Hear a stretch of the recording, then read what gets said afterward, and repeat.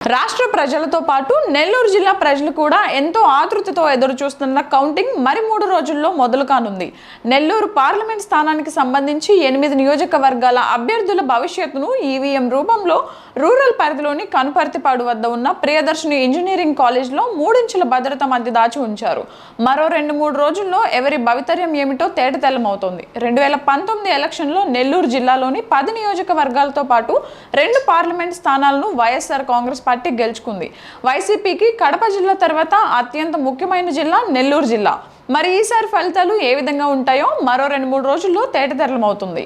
జిల్లా collector Harinarayana, SP Arif ఆధ్వర్యంలో గట్టి బందోబస్తు ఏర్పాట్లు చేశారు. చీమ కూడా లోపలికి దూరకుండా భారీ స్థాయిలో బారికేట్లు ఏర్పాటు చేసి జిల్లా పోలీసులతో పాటు ప్రత్యేక బలగాలు కూడా పహారా కాస్తున్నాయి. జిల్లా కలెక్టర్ మంజూరు చేసిన ఐడి కార్డు ఉన్న వాళ్లకు మాత్రమే లోపలికి అనుమతి ఉంది. నెల్లూరులోని ప్రియదర్శిని ఇంజనీరింగ్ కాలేజ్ వద్ద తాజా పరిస్థితిపై మా నెల్లూరు జిల్లా ప్రతినిధి శ్రీనివాస్ రెడ్డి మరింత సమాచారం అందిస్తారు. రాష్ట్ర ప్రజలతో పాటు జిల్లా ప్రజలు కూడా ఎంతో ఆతృతగా చూస్తున్న కౌంటింగ్కి మరో 2-3 రోజుల్లో టైం దగ్గర పడింది. కేవలం 2-3 రోజుల్లోనే కౌంటింగ్ మొదలవుతా ఉంది. అయితే ఇప్పుడు మనం రూరల్ పరిధిలోని కనుపర్తిపాడు వద్ద ఉన్న ప్రియదర్శిని ఇంజనీరింగ్ కాలేజ్ వద్దన్నాము. ఇక్కడే కౌంటింగ్ జరుగుతుంది.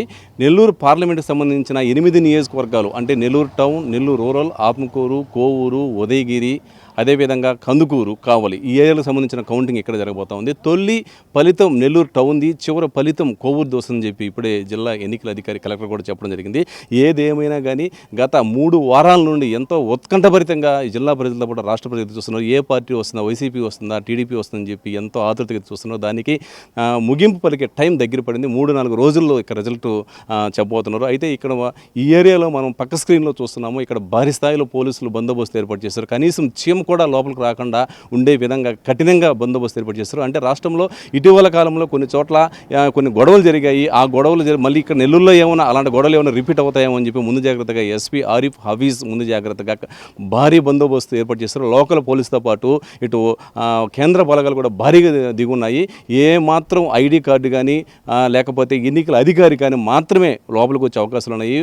బయట వాళ్ళకి ఎలాంటి పర్మిషన్ లేదు. కలెక్టర్ గారు జారీ చేసిన ఐడి కార్డు ఉంటే మాత్రమే లోపలికి వస్తారో, మిగతా వాళ్ళు లోపలికి రావడానికి లేదని చెప్పి కఠినమైన నిబంధనలు పెట్టారు. ఏదేమైనా కానీ ఈ ప్రియదర్శిని ఇక ఇంజనీరింగ్ కాలేజీలో 4వ తేదీ ఉదయం 8 గంటలకు కౌంటింగ్ మొదలవుతుంది. మొదటగా పోస్టల్ బ్యాలెట్ లెక్కిస్తారు. 8:30 తొలి ఫలితం అంటే టౌన్కి సంబంధించి ఇటు ఖలీల్ కానీ ఇటు నారాయణ కానీ వీళ్ళిద్దరూ పోటీ పడ్డ టౌన్ ఫలితం మొదటగా వస్తుంది. చివరిగా కోవూరు ఫలితం వస్తుంది.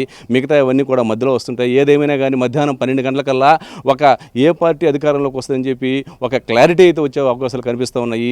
నియోజకవర్గం ఈ నెల్లూరు జిల్లాలోని అంటే పార్లమెంటు పరిధిలో ఉన్న 8 నియోజకవర్గాల్లో కూడా పోటీ నువ్వా నేనా అన్న రీతిలో సాగింది. డబ్బు ఏరులై పారింది. ఒక్కో చోట 5,000 నుండి 10,000, 15,000 కూడా పంచారు. ఏ మాత్రం తగ్గకుండా ఇరు పార్టీలు పోటీ పడ్డాయి. అయితే ఎవరు వస్తారా ఏమిటని ఉత్కంఠ పరిస్థితి అయితే కొనసాగుతూ ఉంది. ఇటు వైసీపీ మాత్రము రూరల్ పరిధిలో భారీగా ఓటింగ్ జరిగింది కాబట్టి, ముఖ్యంగా మహిళలు వేలాదిగా తరలివచ్చారు కాబట్టి అద్భుతమైన మెజారిటీతో మేము వస్తామని చెప్పి వైసీపీ ధీమా వ్యక్తం చేస్తుంది. దానికి తగ్గట్టు విశాఖపట్నంలో రేపు నెల 9వ తేదీ ఉదయం 9:38 జగన్మోహన్ రెడ్డి ప్రమాణ స్వీకారం ఉంటుందని కూడా ఒక స్టేట్మెంట్ ఇచ్చాడు. బొత్స సత్యనారాయణ కానీ ఇటు సజ్జల రామకృష్ణారెడ్డి కానీ విజయసాయిరెడ్డి కానీ బహిరంగంగా చెప్తున్నారు. జూన్ 9వ తేదీ ఉదయం 9:30 జగన్మోహన్ రెడ్డి విశాఖపట్నంలో సీఎంగా ప్రమాణ స్వీకారం చేస్తారని చెప్పి కొండ బద్దలు కొట్టినట్లు ఘాటుగా చెప్తున్నారు. దానికి తగ్గట్టే టీడీపీ వాళ్ళు కూడా మేమే వస్తాము, ఉమ్మడి అంటే బీజేపీ, జనసేన, టీడీపీ కలిసి పోటీ చేసిన మేమే వస్తాము, మా అభ్యర్థే సీఎం అవుతారని చెప్పి వాళ్ళు కూడా ధీమా ఉన్నారు. ఏదేమైనా కానీ 3 వారాల క్రితం జరిగిన ఎన్నికలకు సంబంధించి 2-3 రోజులు రిజల్ట్ రాబోతుంది. దేశం, రాష్ట్రం ఉత్కంఠభరితంగా కొనసాగుతూ ఉంది.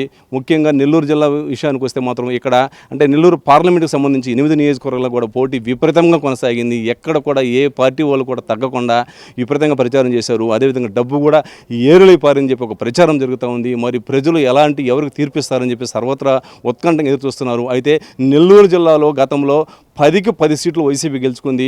2 పార్లమెంట్ స్థానాలు 2 కూడా వైసీపీ గెలుచుకుంది.